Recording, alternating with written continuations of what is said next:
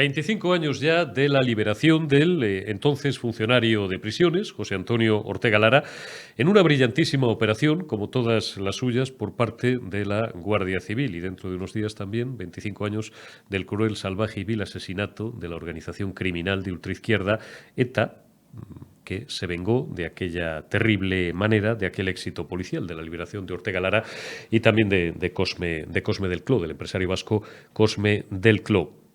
Recordamos aquellos días y aquellas horas, sobre todo, al igual que las 48 horas en las que permaneció secuestrado Miguel Ángel Blanco Garrido, con especial angustia y con especial intensidad. En el caso de Ortega Lara, con especial emoción. Una brillantísima operación de inteligencia de los servicios de información de la Guardia Civil, que son los mejores del mundo, siempre lo hemos dicho.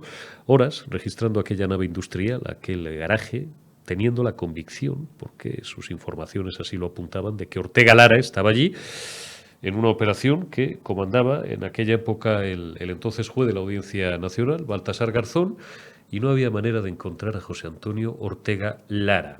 Hasta que el miserable, el hijo de Satanás Bolinaga, que era el carcelero de Ortega Lara, la alimaña etarra que custodiaba al funcionario de prisiones, tuvo un desliz que se mantuvo hierático durante todas las horas que duró aquel registro, y en las que la Guardia Civil le preguntó en varios idiomas que dónde estaba, dónde tenía encerrado, dónde tenía escondido a Ortega Lara, y el tipo no movía un músculo de la cara, lo que es la intuición de las fuerzas y cuerpos de seguridad del Estado y del juez, que en aquella época todavía no se había convertido en lo que se convirtió después. Lo cortés no quita lo valiente, y nobleza obliga en este caso, aunque luego pues algunos no la tengan a la recíproca. Baltasar Garzón, digo lo que es la comunicación no verbal y la experiencia de los servidores del Estado. Un gesto imperceptible de Bolinaga, cuando de repente se le van los ojos al suelo y los agentes de la Guardia Civil reparan en una tremenda apisonadora que podía pesar 4 o 5 toneladas, o tuneladora, o lo que fuera aquel aparato, y debajo, bueno, la tuvieron que mover con grandísimo esfuerzo y con la colaboración de 8 o 10 agentes, y debajo efectivamente había una trampilla donde estaba encerrado Ortega Lara, más de 500 días secuestrado, el secuestro más largo de la historia de don José Antonio Ortega Lara, que estaba, como todo el mundo recordará, que tenga una cierta edad, en unas condiciones físicas y psicológicas lamentables, desesperado, y que mientras uno de los guardias civiles, especialmente entrenados para ello, descendía con una soga, varios metros de profundidad, al subsuelo, gritaba lo de «matadme de una puta vez». Pobre hombre, y el guardia civil, para tranquilizarle, en voz rotunda, le decía: José Antonio, le habla la Guardia Civil, le vamos a sacar de ahí. Todavía algunos nos emocionamos recordando aquellos momentos. Una alimaña, el tal Bolinaga, al que, por cierto, luego un gobierno de Mariano Rajoy, cumpliendo una orden de Bruselas que no tendrían por qué haber cumplido a rajatabla, dejó en libertad por, entre comillas, razones humanitarias, porque parece ser que el tipo se estaba muriendo de cáncer, que luego aguantó una temporada bastante larga, años. Bolinaga. Es la grandeza del Estado frente a la miseria de las alimañas y de los criminales que siguen, no en el gobierno de España, pero casi. Anoche nos decía Mario Garcés que el próximo Lehendakari probablemente puede que sea de Bildu, es decir, de una organización que forma parte de ETA, como dice nuestro amigo Jaime Mayor Oreja, y que además ese Lehendakari de Bildu lo sea gracias al apoyo y a los votos del Partido Socialista Obrero Español. Que no se le olvide a nadie que se lleva 4 años beneficiando del apoyo parlamentario de los bildutarras en Madrid. Cierro este campanazo, cierro este editorial para el oprobio y para la vergüenza de los socialistas, recordándoles algunos de los nombres de los socialistas asesinados por la banda criminal y asesina ETA, desde Enrique Casas en 1983 hasta Ernest Lluch, ministro, que lo fue de Sanidad, Froilán Elespe, o Joseba Pagazaurtundúa, o Fernando Mújica. No los voy a enunciar a todos para no hacer interminable este editorial. son más de una decena y que seguramente se retorcerán en sus tumbas cada vez que vean que el Partido Socialista y los bildutarras, los nostálgicos de sus asesinos y del tiro en la nuca, van de la manita aprobando modificaciones legales, como por ejemplo la última, para escándalo, uno más, de esta democracia, la mal llamada Ley de Memoria Histórica, o como decimos algunos, de memoria histérica. Que recuerden siempre los votantes del Partido Socialista que cada vez que votan, legítimamente, puesto que estamos en un Estado de Derecho, cada vez que depositan la papeleta del Partido Socialista en una urna, le votan un poquito también a los herederos de ETA. Arrancamos ya esta última retaguardia de la semana de este primer día de julio, viernes 1 de julio de 2022, y lo hacemos saludado a Álvaro Climent, analista financiero. ¿Cómo estás, amigo? Muy buenas noches. Buenas noches, Eurico. Bien, bueno, sobreviviendo a toda esta debacle que estamos viendo, ¿no? Después de la cumbre de la OTAN y ahora, pues, un poco la resaca de esa cumbre, analizando un poco lo que se nos viene encima ahora, cara al verano y después del verano. Podemos desgranar tan solo tres o cuatro cuestiones para no deprimir al respetable, ya que estamos de viernes por la noche. Friday Night Fever, que la disfrute el que pueda, iba a decir el que quiera, no, el que pueda. Tenemos datos, por ejemplo, como que España se distancia de Alemania y de Italia y de Francia con el mayor aumento de la inflación. Hemos conocido hoy el Eurostat y hemos conocido, por ejemplo, que de las grandes economías de la zona euro, España pues es la única en la que la inflación ha sobrepasado ya el doble dígito.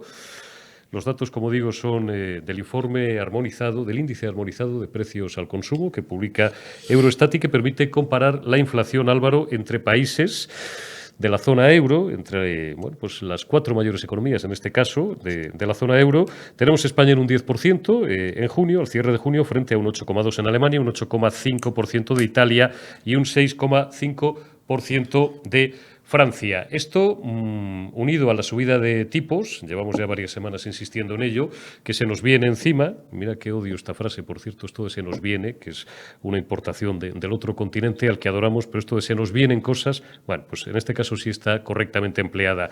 Unido a la subida de tipos que se nos viene encima, Álvaro, pues dibuja, como tú decías al principio, un panorama extraordinariamente preocupante. Es un panorama preocupante.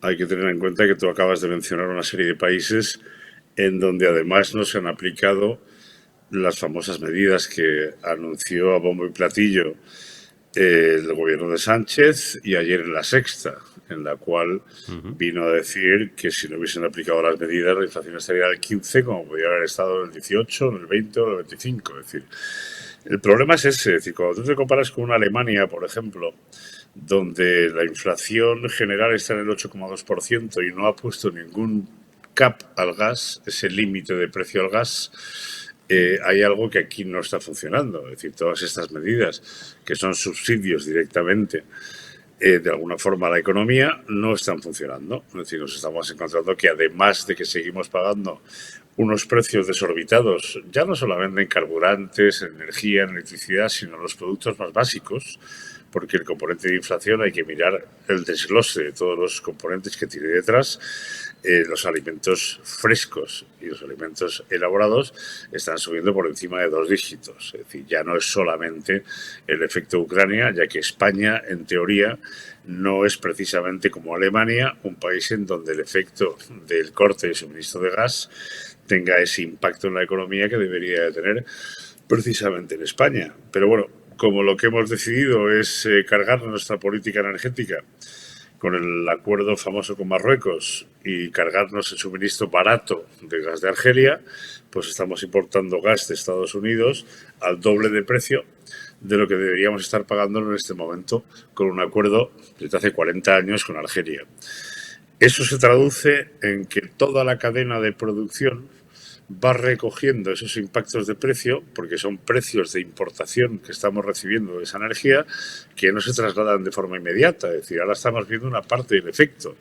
A medida que esos precios de producción y de importación que estamos recibiendo en España por esa energía se trasladen al consumidor final, esta inflación va a seguir estando muy, muy por encima de 2 dígitos en los próximos meses.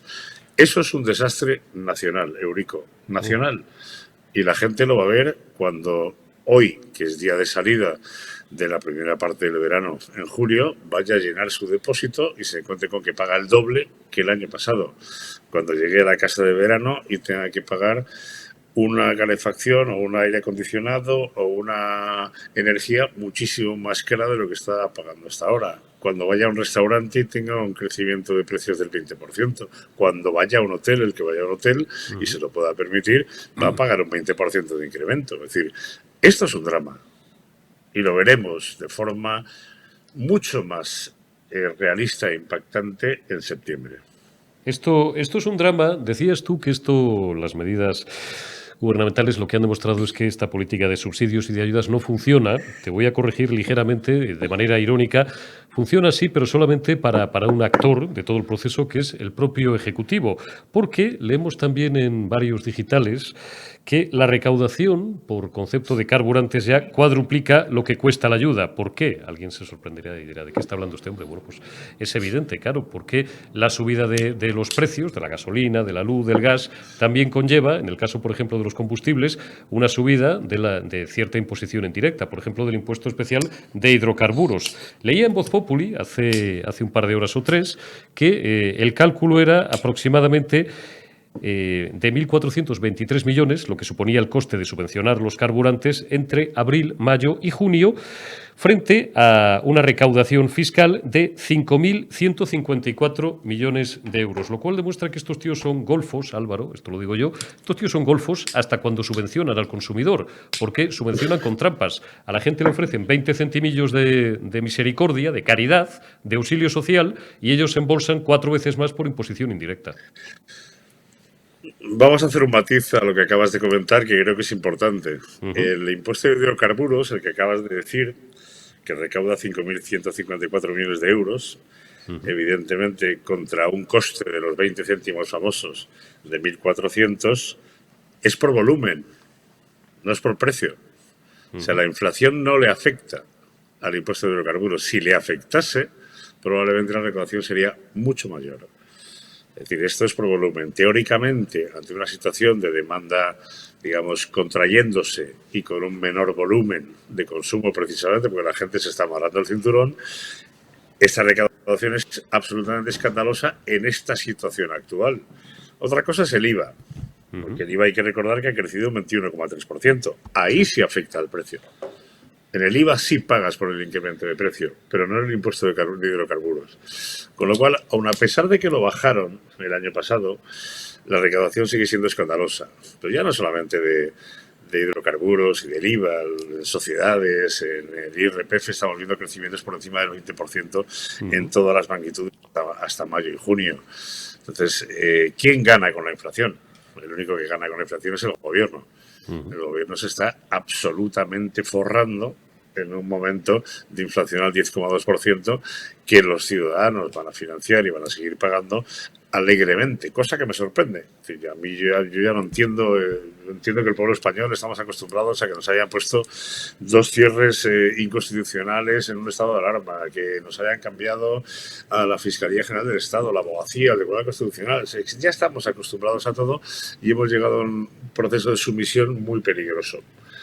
Porque esto nos va a llevar a una situación, ya lo estamos viendo en el último índice que publicó el INE de pobreza, que estamos cerca del 30% en España, de gente que está cerca de ese nivel de pobreza. Entonces, no es baladí decir que esto es un drama, es decir, es que es un drama. Es decir, y ante esta situación la única posibilidad es o un cambio de gobierno inmediato, o una convocatoria de elecciones generales, o una moción de censura, o algo que pare el efecto que vamos a tener en los próximos 12 meses, que va a ser absolutamente descomunal. Estamos, Álvaro, en manos de tipos que no solamente representan, como nos decía ayer nuestro buen amigo Mario Garcés, una ideología que es la quinta esencia del fracaso en el último siglo y medio de la historia de la humanidad, sino entre unos tipos que adolecen de carencias básicas en cuanto a lo que es la pura gestión, el puro conocimiento de la maquinaria de la administración del Estado. Leemos también hoy que hay un caos pues de ovación y vuelta al ruedo en la gestión de los fondos europeos, a un proceso, y esto lo ha denunciado la oposición, tanto de Vox como del Partido Popular, falto de transparencia y cargado de obstáculos para las empresas y de difícil tramitación para las comunidades autónomas, se suman problemas en las propias herramientas técnicas que debe utilizar el Ejecutivo para conocer el grado exacto de ejecución de los recursos transferidos a la autonomía, a las autonomías, en este caso, pues de cada uno de los proyectos, ¿no? Si vamos ya bajando en detalle a dónde va cada partida presupuestaria. La fuente es ABC, el diario ABC, y lo rebotan hoy algunos digitales. Como digo, el programa activado por la ministra de Hacienda, María Jesús Montero, Chiqui Montero, esta que solamente quiere hablar de la OTAN y no de la inflación, para que las autonomías vuelquen al detalle la ejecución de los proyectos, no está disponible, aunque parezca absolutamente increíble. Y la situación es tan kafkiana como que la ministra y bueno, pues, sus secretarios de Estado y sus directores generales, y de ahí para abajo todo el paisanaje, toda la cúpula del ministerio, se van a encontrar con miles o con decenas de miles de Excel encima de su mesa. Un caos. O sea, nos regalan dinero, Álvaro, y no sabemos qué hacer con él. Bueno, es decir, voy a estar en desacuerdo contigo cuando decías que desconoce la gestión. No, al revés, conoce muy bien la administración pública y de hecho lo están demostrando porque son absolutamente conscientes de lo que están haciendo. Es decir, la tramitación de los fondos europeos, entendiendo que es complicado, efectivamente, es un proceso que lleva pues una serie de concursos, una serie de presentaciones de condiciones, de pliegos de condiciones.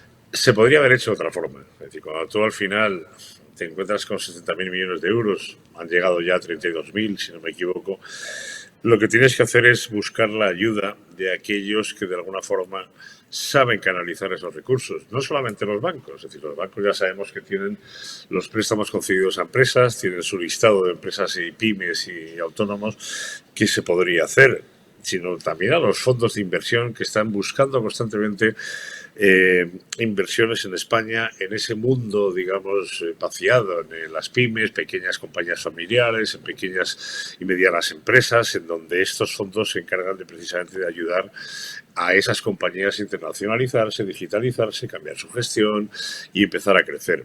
Es decir, esto no se ha hecho. No se ha hecho. ¿Por qué? Porque no interesa. Es decir, vuelvo a insistir en lo que decía al principio. Claro que conocen la administración, ellos lo que quieren y no se van a encontrar nunca en otra situación como esta, en donde van a llegar 70.000 millones que los van a repartir como a ellos les dé la gana y lo van a hacer de la forma más discrecional posible, a dedo, como es habitual en este gobierno, y evidentemente no va a ayudar ni mucho menos a la reconversión de tejido productivo después de una pandemia que ha dejado por el camino hosteleros, comercios, pequeñas pymes, pequeños empresas familiares, ganaderos, transportistas, taxistas, etcétera, que no lo van a conseguir. Entonces, ese efecto multiplicador del PIB que venía anunciando el gobierno a bombo y platillo, la señora Calviño, que no ha dado absolutamente ni una. O sea, la gran funcionaria que venía de Europa y que conocía Europa y que sabía perfectamente cómo funcionaba la economía. Bueno, pues no ha dado ni una. No ha dado ni una y se ha equivocado en todas. Va a conseguir que ese efecto multiplicador que necesitamos como agua de mayo en este momento no llegue, no va a llegar.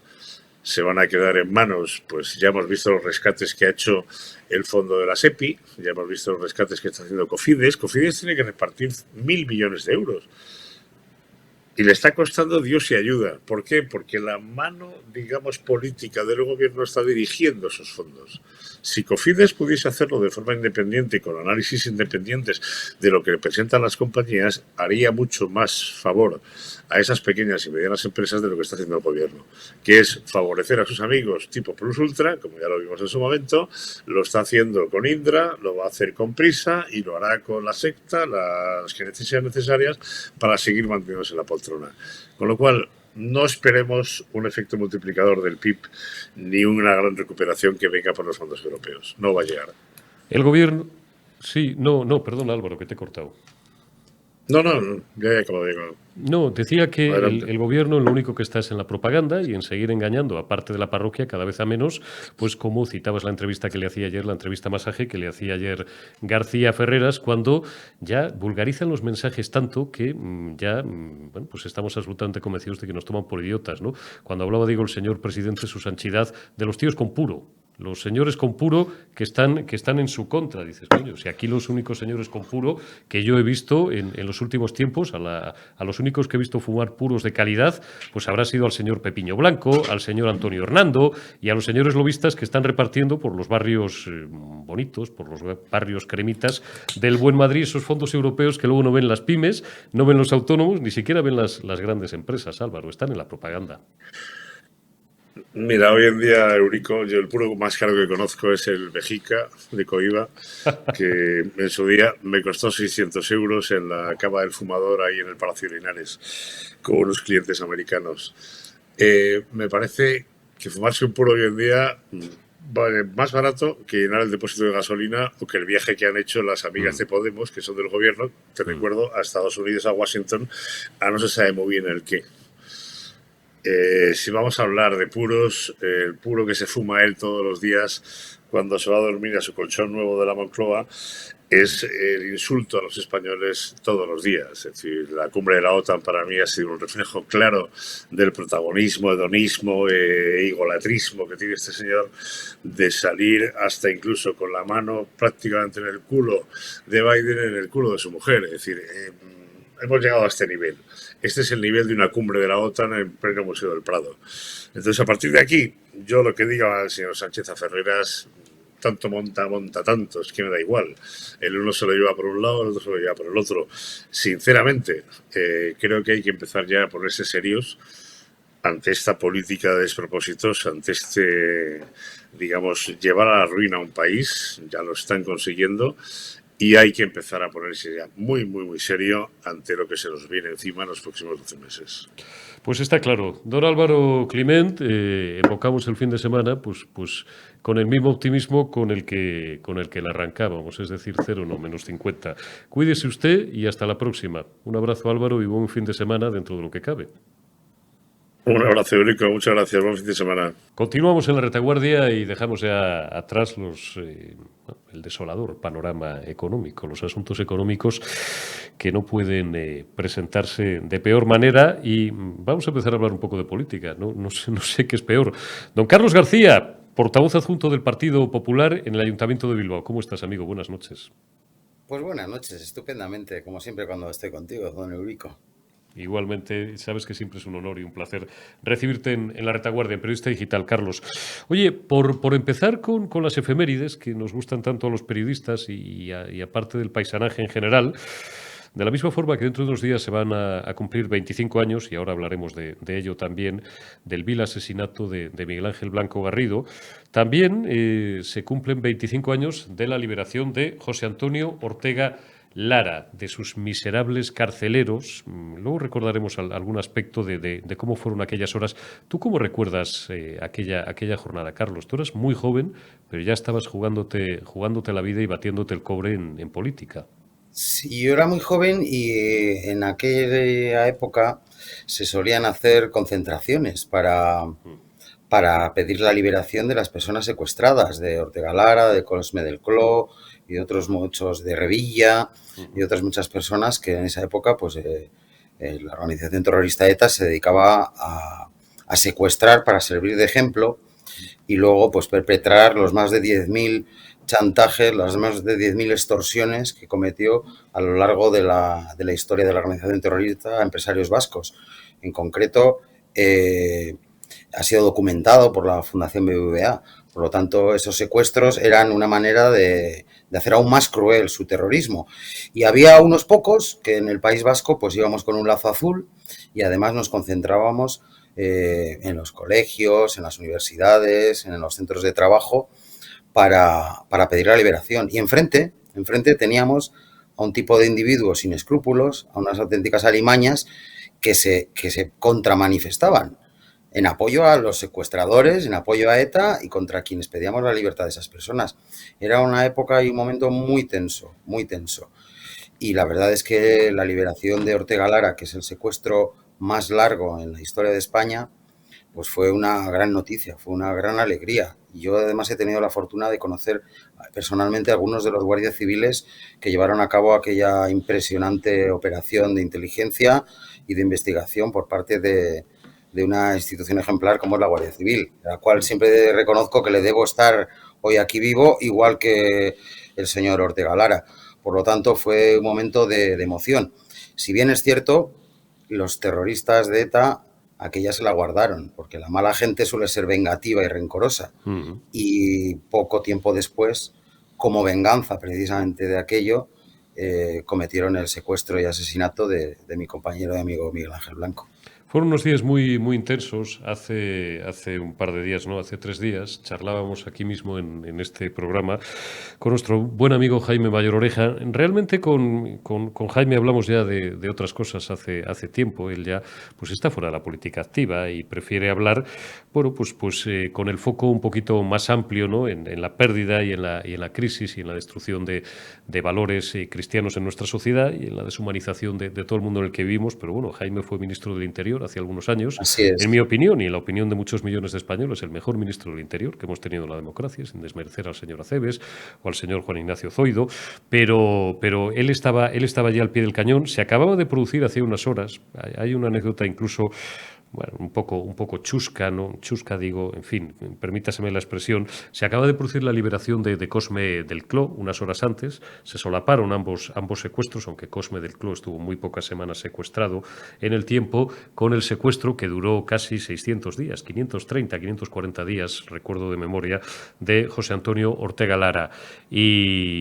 Y claro, él tuvo que hacer las dos llamadas prácticamente a las dos familias de forma simultánea y eso provocó algún malentendido de orden interno que ha quedado para la pequeña historia, bueno, pues en este caso para bien de los demócratas, porque fueron dos vidas que se salvaron. Tristemente luego los criminales, los asesinos, se vengaron secuestrando y asesinando vilmente a Miguel Ángel Blanco. Aquella madrugada había un montón de guardias civiles en aquel garaje o en aquella nave donde estaba encerrado, en un zulo que estaba en el subsuelo, debajo de una especie de máquina pisonadora o algo así que pesaba varias toneladas. Estaba encerrado José Antonio Ortega Lara. Llevaban horas los guardias civiles buscando dónde diablos, sabían que estaba allí por la labor de inteligencia que tú has mencionado, Carlos, y llevaban horas buscando dónde diablos podían tener encerrado al pobre José Antonio Ortega Lara. Y el hijo de Satanás de Bolinaga, que era su carcelero, con rostro pétreo, no quería decirles dónde estaba. Y creo que fue, bueno, se le ha atribuido esto al juez Garzón, tal vez fuera Garzón o uno de los guardias civiles que estaba al mando de aquella operación, los que de repente repararon en un gesto imperceptible de Bolinaga, lo que es la comunicación no verbal, que se le fueron los ojos un momento a la máquina y hacia abajo. Y Garzón y un par de guardias civiles dijeron, muevan esa máquina. Una máquina que pesaba 3, 4, 5 toneladas, no sé, una salvajada. Tuvieron que moverla, que tardaron un rato de la leche, y allí debajo estaba el zulo. Cuento todo esto un poco para los más jóvenes que no vivieron aquello, para que se hagan cargo de la situación. Bajó un guardia civil, especialmente preparado para ello, bajó varios metros, con una soga, y allí abajo estaba José Antonio Ortega Lara, que claro, estaba en unas condiciones no ya físicas, psicológicas, lamentables, ¿no? Y empezó a gritar, bueno, pues si lo raro es que no se hubiera quitado la vida el pobre hombre, ¿no? Empezó a gritar, perdonen ustedes, ya son las 10 y pico de la noche, matadme de una puta vez. Y el guardia civil, con una templanza descomunal dentro del entrenamiento privilegiado que tiene la Guardia Civil, le dijo, José Antonio, le habla la Guardia Civil, le vamos a sacar de ahí. Casi se nos saltan las lágrimas al recordarlo, Carlos. Sí, la verdad es que es muy emocionante. Me han contado esa misma historia con tantos detalles y en primera persona, pues algunos de esos guardias civiles que estaban allí aquel día, que por cierto estaban a punto no de tirar la toalla, sino de pensar que se habían equivocado, que al final que no estaba allí secuestrado Ortega Lara. Pero es verdad que la intuición de algunos guardias civiles hizo que continuasen hasta que finalmente le encontraron. Pero algunas personas en el ministerio ya estaban planteándose que había sido un error y que no iban a encontrar allí a Ortega Lara. Y efectivamente allí estaba. Y hay que ser una auténtica miseria, un auténtico miserable el terrorista Bolinaga, pues sabiendo que estaba allí enterrado en vida, que tarde o temprano lo iban a encontrar, pues no colaborar, no ayudar, no decir nada de dónde estaba. Eso es algo terrible, que se ve muy a las claras qué tipo de gente son los terroristas de ETA. Carlos, ¿cómo ha quedado? Por Llevamos... cierto, Dime, compartir lo que has dicho de que Jaime Mayor Oreja ha sido, si no el mejor, uno de los mejores ministros de Interior sin duda. en la historia de España y desde luego el mejor en la lucha contra el terrorismo y en la lucha contra ETA. Algunos de los mayores golpes contra la banda terrorista los cometió, los llevó a cabo la Policía Nacional, la Guardia Civil, con el Ministerio de Interior del señor Jaime Mayor Oreja. Eso es totalmente cierto. Aprovecho aquí, por cierto, ya ayer creo que fue antes de ayer hice una leve referencia y hoy la voy a repetir. Abro un paréntesis y luego continúo la conversación con Carlos García. Pues hablo de Jaime Mayor Oreja, de Ángela Cebes Paniagua también, de Juan Ignacio Zoido, bueno, el último ministro del Interior del Partido Popular fue Jorge Fernández Díaz.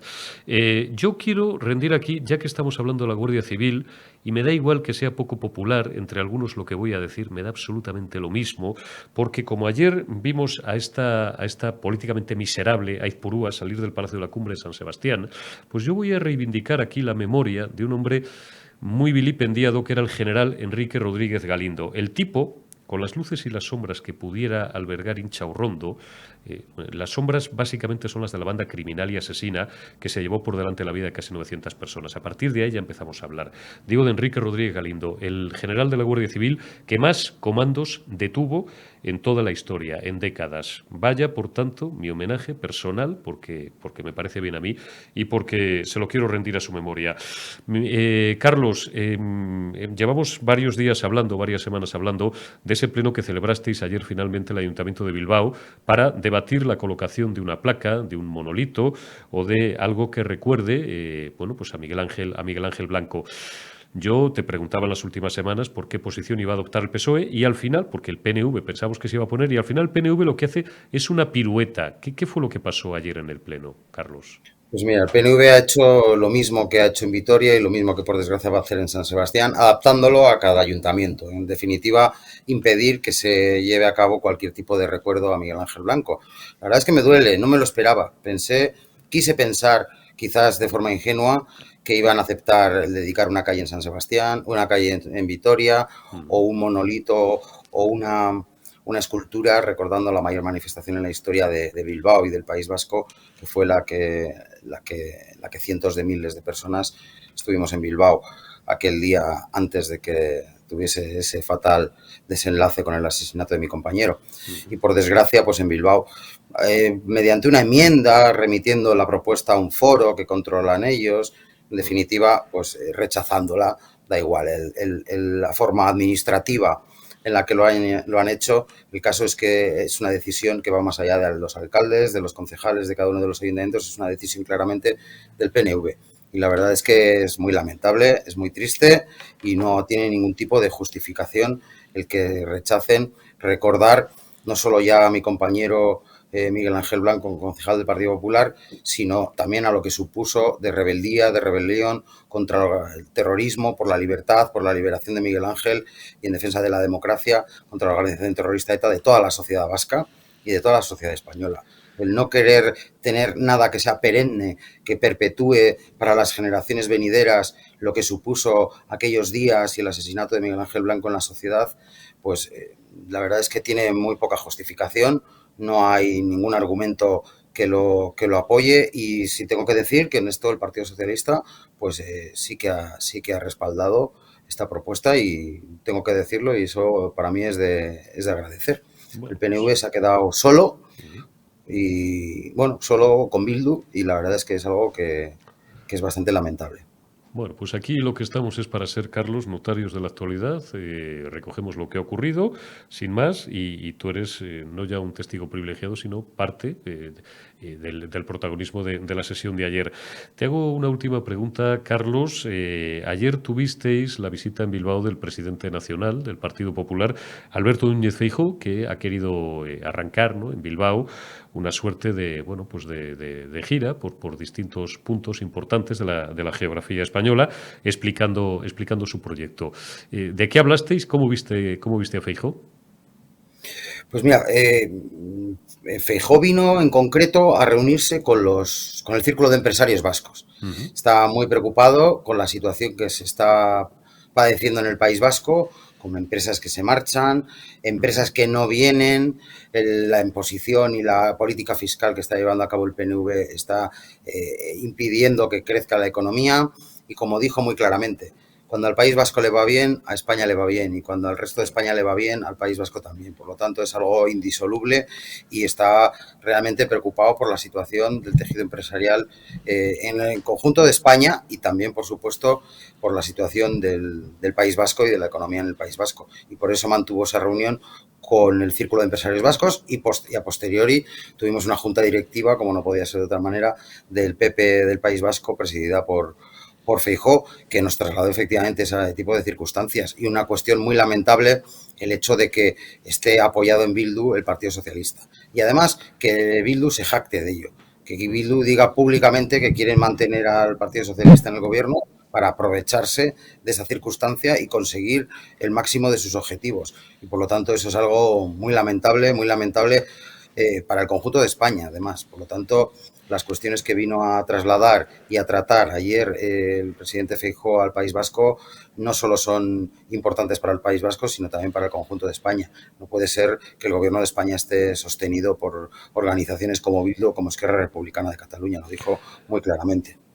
Está claro, y ya te despido, Carlos, y la prueba la hemos tenido esta semana cuando se ha dado arte y parte a Bildu, que el otro día nos explicaba también Jaime Mayor Oreja, que en su opinión es incorrecto sostener que el gobierno de España recibe el apoyo parlamentario de Bildu. Dice Bildu y ETA, dice Jaime, que no se muerde la lengua, evidentemente, ya 40 o 50 años sin hacerlo, Bildu y ETA son lo mismo. Por tanto, el gobierno de España, el Partido Socialista, se apoya parlamentariamente en ETA. Digo que se les ha dado arte y parte, pues por ejemplo, en las modificaciones de lo que ellos llaman la ley de memoria histórica. Así estamos, claro, ellos se jactan. Allí dirán, en su predio, dirán que tienen al gobierno de España en un puño. Sí, sí, efectivamente, se jactan de ello y es la verdad que es muy preocupante. Es muy preocupante para el conjunto de España que dependa la gobernabilidad de España de una organización ya no comunista y totalitaria, sino que además está dirigida por terroristas. Es que las cosas son así. Y lo que ello supone, ya no solo en el plano moral, por supuesto que sí, pero también en el plano del tipo de decisiones, del tipo de influencia que tiene sobre el gobierno un partido, una organización que quiere, primero, separar el País Vasco del resto de España. Segundo, implantar un régimen totalitario comunista. Tercero, anexionarse Navarra y una parte de Francia.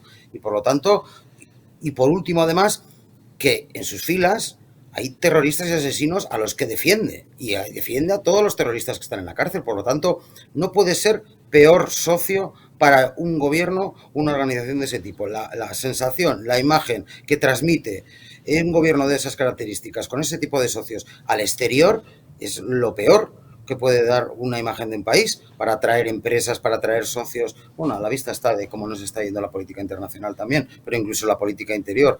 Por lo tanto, es algo muy preocupante, es algo muy grave.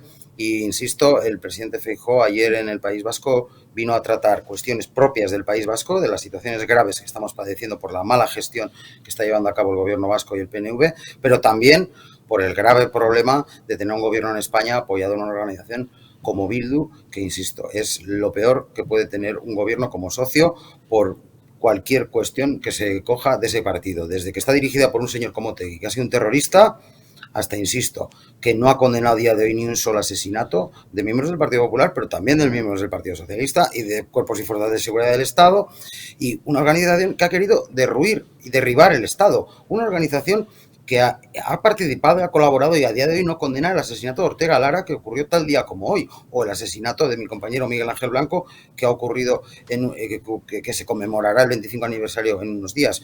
Eso es algo inaceptable. Un gobierno de España no puede tener la poca dignidad, no puede tener la bajeza de apoyarse en un socio como Bildu. E insisto, eso es una cuestión que preocupa muy profundamente a todos en el Partido Popular del País Vasco, en el Partido Popular de España y, por supuesto, al presidente Alberto Núñez Feijóo, pues que con toda seguridad, más pronto que tarde, va a ser el presidente de España y veremos pues cómo hereda el gobierno y, sobre todo, cómo hereda la situación de España y de los españoles, que es lo que más nos preocupa.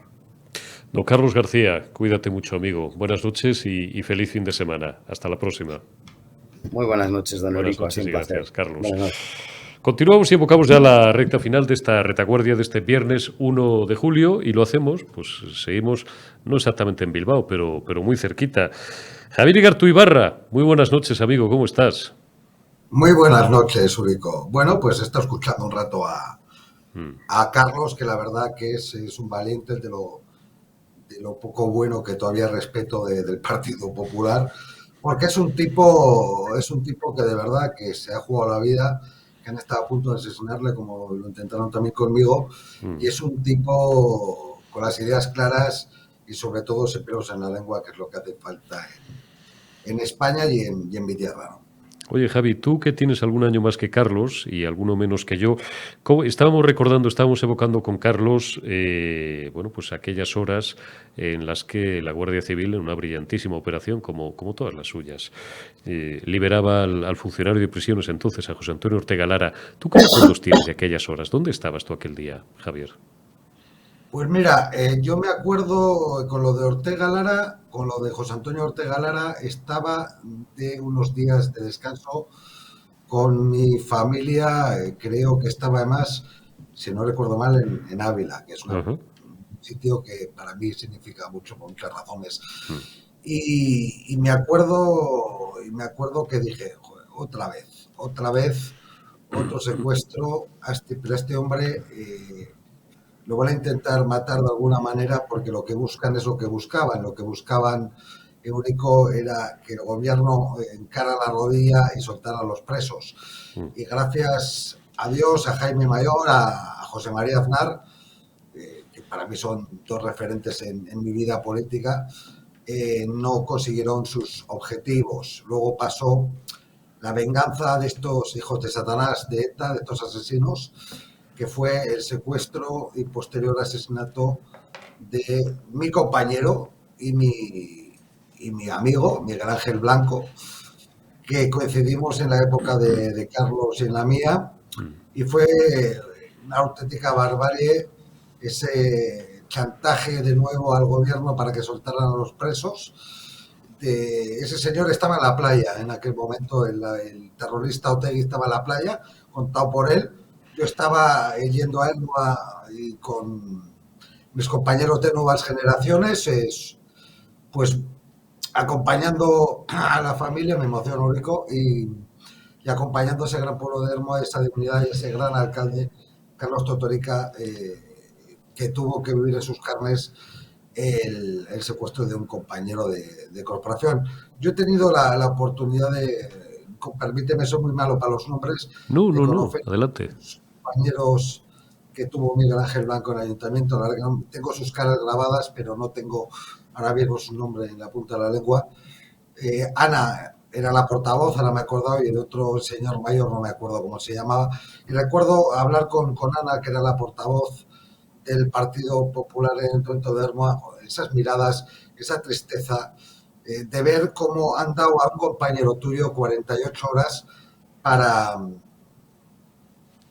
para que si nosotros presos se han asesinado, y todos sabíamos que le iban a asesinar, como en el caso de mi abuelo, cuando lo secuestraron, sabían la familia perfectamente que que le iban a asesinar porque era un ataque contra lo que ellos llamaban la oligarquía en Euro. Y por tanto, esta banda de asesinos, esta banda terrorista, esta banda de hijos de Satanás, por no hacer otra frase más dura, no se merecen absolutamente nada. Y quiero recordar una cosa. Rosa Díez, que es contratulia tuya muchas veces en este programa, Sí. y ya intentó la ilegalización de Bildu y Amaiur, y el Ah. Partido Popular no hizo caso y no votó a favor de la ilegalización del brazo político de ETA. Y siento mucho decirlo porque yo me he jugado la vida por las siglas del Partido Popular del País Vasco, pero hay que contar las cosas tal y como son, como cuando pasó lo de Bolinaga, ese que le contaba mi amigo, nuestro amigo Carlos García, que miraba el suelo y que por eso parece ser, por ese lenguaje no verbal, Ah. pillaron que estaba debajo de esa máquina que pesaba toneladas, el gran José Antonio Ortega Lara, que le mando un abrazo desde aquí. Mm. Pero Bolinaga fue soltado en época de Mariano Rajoy. Hemos de recordarlo. Por razones humanitarias, entre comillas, porque el tipo tenía un cáncer y se estaba muriendo, que luego el cáncer Razones le humanitarias que no duró, se en fin, tenían el que haber cáncer no es para obedecido. banalizar, pero es que como eran No, alimañas y como eran unos perros y no. unos criminales, pues oye, pues lo contamos como era, Javier, no Pero pasa nada. Rico, es que no se tenía que haber obedecido aquella orden de Bruselas.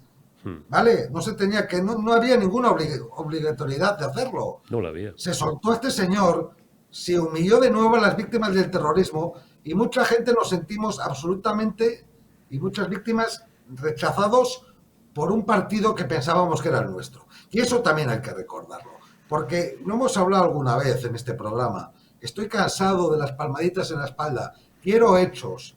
Y con Rosa Díez y UPyD en su momento no hubo hechos, hubo algo que no eran hechos, que era la falta de dignidad de votar a favor junto con UPyD para la ilegalización, para instar a la ilegalización de Bildu y de mayor del brazo político de ETA. Estoy cansado de las palmaditas, de los homenajes y de los recuerdos. Tampoco a mi abuelo le han puesto ninguna placa en el Ayuntamiento de Bilbao y fue alcalde, como bien sabes, y tampoco le han puesto en la Diputación de Vizcaya, que se negaron a ponerle un busto a mi abuelo en la Diputación de Vizcaya por parte del PNV. Por tanto, no nos debe extrañar, porque PNV es el padre descarriado de Batasuna y de ETA. Siempre lo ha sido. Si ya lo decía Arzayus, que eran sus hijos, sus ovejas descarriadas del Partido Nacionalista Vasco. Y en cuestión que también comentaba Carlos, de creación de empresas de riqueza, hemos de recordar que en el País Vasco no se crea riqueza y empresas desde que gente como mi abuelo fueron asesinados y los empresarios tuvieron que soportar el impuesto revolucionario que le llamaban estos canallas de ETA, que no era más que un chantaje y una extorsión, y se tuvieron que ir muchos de su tierra, perdiendo el País Vasco, porque estos no quieren a su tierra y quieren a nadie. Estos quieren a los suyos y tener a los suyos. Por eso no quieren el tren de alta velocidad y por eso llevamos años de letargo en algo tan importante como son las comunicaciones en el País Vasco. Por tanto, vamos a hablar claro, Rico, y vamos a decir las cosas por su nombre. El impuesto revolucionario, mira, ahora es pertinente también recordar episodios tan patéticos y tan lamentables y tan vergonzosos para la memoria de la democracia en España como el caso Faisán, siendo ya ministro el llorado Alfredo Pérez Rubalcaba, ¿no? El caso Faisán, donde, bueno, pues los más altos servicios del Estado avisan a los chantajistas de que, oye, que os van a detener, salid corriendo. ¿Te acuerdas del caso Faisán, Javier? Sí, perfectamente. ¿Qué cosas hemos tenido que ver en los últimos 30 años? Ya, pero ¿sabe lo que pasa, Eurico? Que a mí lo que me duele es lo que me hacen los míos, o lo que consideran los míos. Y es lo que me duele, porque esta ya sé lo que son. Una banda terrorista de asesinos, ya lo sabemos. El PNV ya sé lo que son. Unos independentistas que van de buenos y luego están permanentemente echando a gente del País Vasco, ya sea con la cultura, con la educación o con el euskera o con la trequiñuela que se les ocurra. Pero que los nuestros en el País Vasco no hayan tenido las narices de decir a Madrid, señores, hay que votar a favor de estar a la legalización de Bildu y que el brazo político de ETA esté actualmente siendo socio del gobierno de Sánchez, estando en la Comisión de Secretos Oficiales. Ahora nos vienen con la pantomina esta, la Ley de Memoria Democrática, que lo ponía yo el otro día en un tuit. Ahora parece ser que mi abuelo es el malo y los etarras son los buenos. Ya está bien de tanta bobada. Hay que empezar a aplicar la ley y a ser, de una vez por todas, dejarse de creer esta falsa paz del corral, que no es ni paz ni es absolutamente nada, porque recuerdo que hay más de 300 casos sin resolver, porque recuerdo que quedan unos 100 presos de ETA en las cárceles, porque el resto están siendo con permisos o no permisos, y que las víctimas del terrorismo estamos siendo derrotadas, humilladas y vencidas, porque este paripé, ese aplastamiento de las armas de ETA, para hacer creer a la sociedad y al mundo que ETA está derrotada, cuando ETA está más fuerte que nunca, gobernando en el gobierno de España de forma extraoficial, estando en ayuntamientos gobernando y estando en todas las instituciones que se les permite estar, si eso es una derrota de ETA, Eurico, que venga Dios y lo vea, porque yo me bajo de este tren en marcha, este tren de la falsedad y de la mentira de esta derrota de ETA, falsa y falsaria. Aquí los únicos que han derrotado a ETA son las fuerzas y cuerpos de seguridad del Estado, la policía, la Guardia Civil y el Centro Nacional de Inteligencia. ETA, de todas formas, no está derrotada, ¿no? Si es que iba a ir ahí, Javier, pues sabes que ahí tú y yo estamos de acuerdo al 150%. ETA no ha desaparecido, ETA sigue en las instituciones y la única y exclusiva razón por la cual hace más de una década que no perpetran ningún asesinato es porque tienen poder político, porque están en las instituciones, porque han gobernado el Ayuntamiento de San Sebastián, porque han gobernado la Diputación Foral de Guipúzcoa, porque tienen 5 o 6 diputados en el Parlamento Nacional, en el Palacio de la Carrera San Jerónimo y porque tienen un grupo parlamentario en Vitoria con 21 escaños y cientos de concejales en todo el País Vasco, en todas las vascongadas. Punto y final. Es así, Javier. Y porque pueden gobernar el País Vasco dentro de un tiempo en las próximas elecciones. Lo dijo el Partido Socialista. Lo dijo ayer aquí Garcés, ¿te acuerdas? Que estábamos luego hablando todo. Lo dijo aquí Garcés, sí. Dice, sí, claro. El próximo Lehendakari, claro. No es descabellado, no, muy probablemente pueda ser un tipo de Bildu con el apoyo del Partido Socialista Obrero Español. Y yo le dije, sí, Otegi, sí, es así. Claro, es que Mario Garcés es un hombre sabio, aparte un buen amigo, tuyo y mío. Es un hombre sabio y sabe perfectamente que si no ha habido Lehendakari de ETA en el País Vasco, en esta tierra española llamada País Vasco, es porque no les han dado los números al Partido Socialista, Podemos y a Bildu. Si no, subiendo los números, hubiera sido ese pacto de izquierdas. Te voy a hacer una mínima matización. Les dieron solamente en una ocasión, tú que tienes una memoria excelente como la mía, que fue con Ramón Jáuregui. Y sí. Renunciaron a ello porque los socialistas se avergonzaron de tener un lehendakari socialista y fue, corrígeme si me estoy liando, me estoy equivocando, José Antonio Ardanza, porque el Partido Socialista y Ramón Jáuregui fue vicelehendakari, ¿no es así? Porque el Partido Socialista le dio reparo quitarle al PNV la lehendakaricha o quitarle al PNV la presidencia del gobierno autonómico vasco. Ese es el PSOE, esa es la historia del PSOE. Efectivamente, por la paz del Corral, porque aquí no se monten líos, efectivamente fue José Antonio Ardanza lehendakari de mi tierra. Pero he de recordar que aquí hubo un lehendakari socialista apoyado por el Partido Popular del País Vasco, Pachi López, la época de Antonio Basagoiti. Por Antonio Basagoiti, que luego se terminó aburriendo hasta las narices y se fue a México. Efectivamente, nos dejó aquí a Pachi López y nos dejó aquí un Partido Popular del País Vasco que empezó con la política pop, que lo he hablado alguna vez, y ha acabado en la más absoluta,